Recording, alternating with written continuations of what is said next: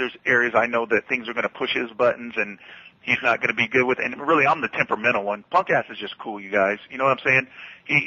I'm the one that flies off the handle and loses my temper and shouts and yells and goes on rampages, and he'll just wait for me to calm down and then talk to me again. And he's got such a great heart that, you know, that just gets me through when times when I'm not understanding him. And as far as Skyscrape, he's the side of me that usually, again, you guys, you won't see it much on the show, but when I'm going off and throwing my tangents and shit, he'll always help me to see the good in somebody else. And even Punk ass, it's usually Skyscrape that honestly will bring us like back to, you know, hey, you know, well, he probably didn't mean it, you know what I'm saying, and that kind of thing, because, you know, we're pretty competitive, and I'm the high-strung one out the bunch. I'll just be honest. But those guys are my best friends, and anytime you see us around, I always want to be with them. They're my friends. I kind of, maybe I have trust issues and maybe a lot of other issues, but me speaking to those guys, and I know they're on the phone listening, that's my friends, and at any given time, I don't want to be anyplace else but with them.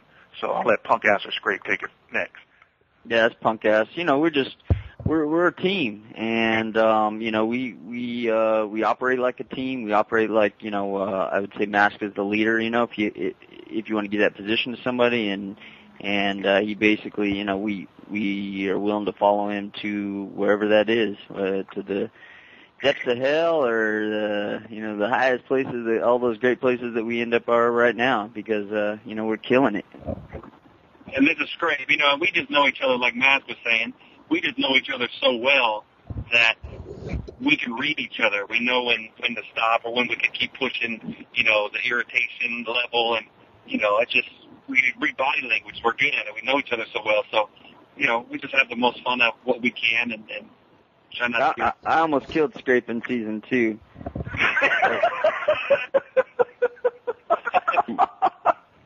That motherfucker hid my phone. I was about to come over that table, wasn't I? I was about to kill you, fool.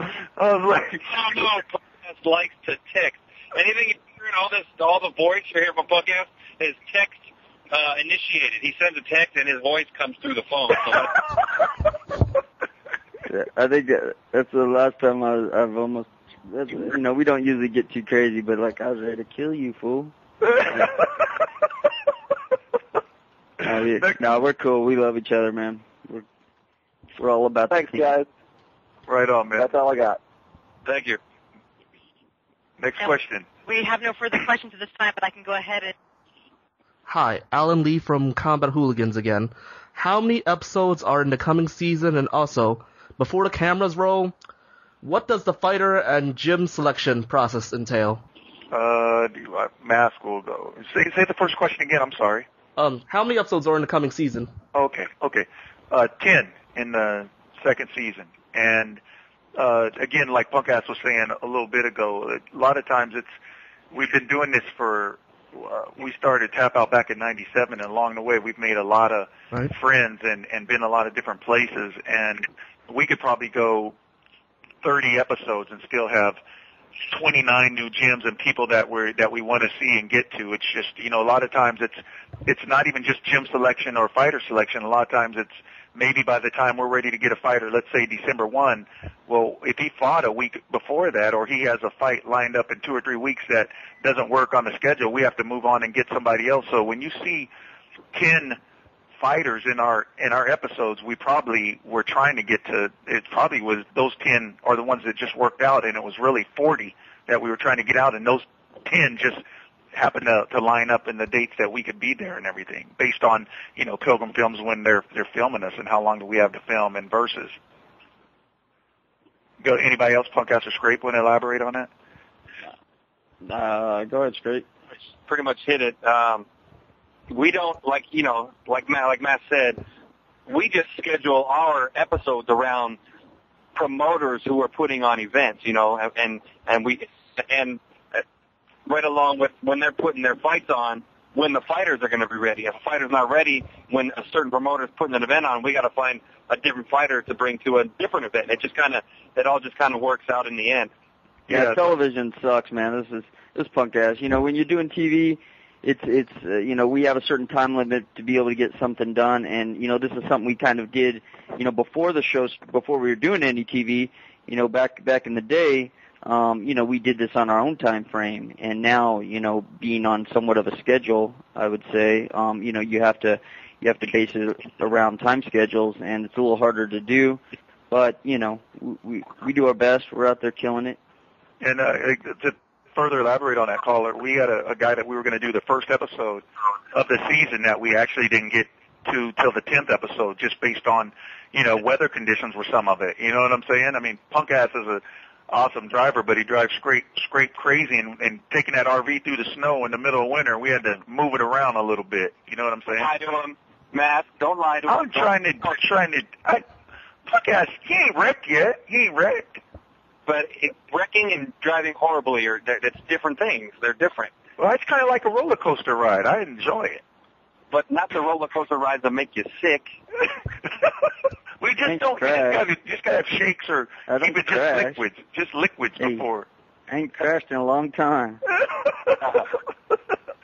Next question, if we got that one for you. All right, thanks for your time and opportunity, guys. Okay, we'll go ahead and start wrapping things up. For those that are interested, this interview has been recorded and will be available for replay and hosting after July 28th. Details are going to be provided by email after the interview. And one more time, Tapout will premiere on Versus each Wednesday at 10 p.m. Eastern from July 30th through September 24th. For more information, including complete episode descriptions and complete schedule information, you can visit Versus.com. So I'd like to thank the following for organizing and participating in the interview: MMAscraps.com, CombatHooligans.com, MMAnews.com, BloodyElbow.com, Versus, Horizon Media, and Sinuette Media, and of course the Tapout crew. Is there any closing statements, anything you guys want to say before we go ahead and finish the call?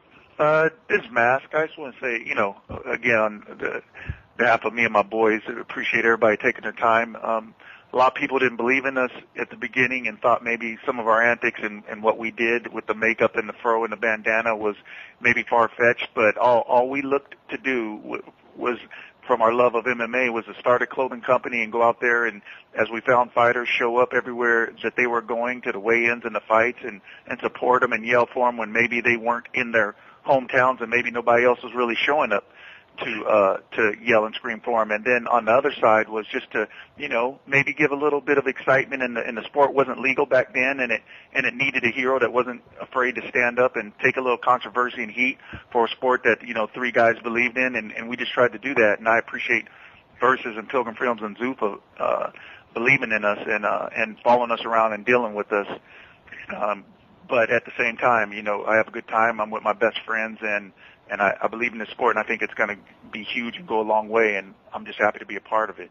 I always refer to us as we just like the glorified water boys on the side of the NFL pro football team, and if nothing else, we'll just be there and run in at halftime and on a break in between huddles and give them a little water, but we're not going to quit, and we're going to give it 100% every day. Yep, exactly. Yeah. All right, well said. Yeah, it's Punk Ass, man. Don't miss the season, man. This one's going to be off the hook. I'm telling you, dope. Crazy. Dope. All right, that concludes this Tapout Season 2 teleconference. Be sure to tune in on Wednesday, July 30th for the first episode. And for any more information, go to Versus.com. Thank you. Go. Well, again, ladies and gentlemen, that does conclude our conference for today. On behalf of the new season of Tapout, I'd like to thank you for your participation. Enjoy the rest of your day. Thank you for your time. Cool.